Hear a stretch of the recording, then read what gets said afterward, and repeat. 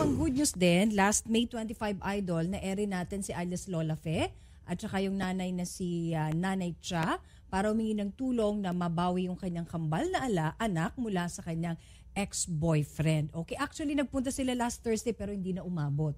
Kaya andyan si Lola. Okay. Magandang hapon po, Lola Faye. Magandang hapon po, sir. Okay. Si Cha ito, yung mother?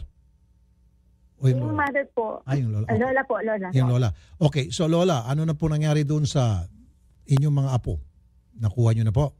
Nakuha na po namin, sir. Yung kambal, tama. Apo. Okay, sige. Kasi nung una, parang nagmamatigas pa ata yung kabila, ano? Sige po. Salamat po sa inyong pagtitiwala. Lola, magandang hapon.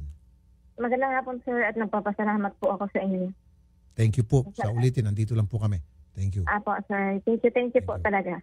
Okay. Thank you. Pumunta si Lola dito kasama yung kanyang anak at gustong kunin yung dalawang baby ni Cha. Yes, oo. Ayaw ibigay, nagmamatigas yung boyfriend. Tama.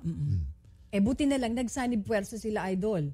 Yung si Miss Mercy Limuaco, MSWD, Cainta Rizal. Okay. Tapos yung WCD ng Cainta Rizal, PNP naman, si PO1 Maricel Marquez. And lastly, si Chairwoman Mamerta Ferrer, Barangay San Andres, Cainta, siya ang Barangay Chairman. Ayun, salamat sa inyong lahat sa inyong pagtulong sa hinaing ni Lola at ng kanyang anak na si Cha. Alias lang. Thank you! Accomplishment Report. Mga reklamo at sumbong na natultukan. Mga problemang agad na solusyonan. Mga kasong binantayan at di tinigilan mula simula hanggang katapusan. Accomplishment Report. Wanted sa radyo.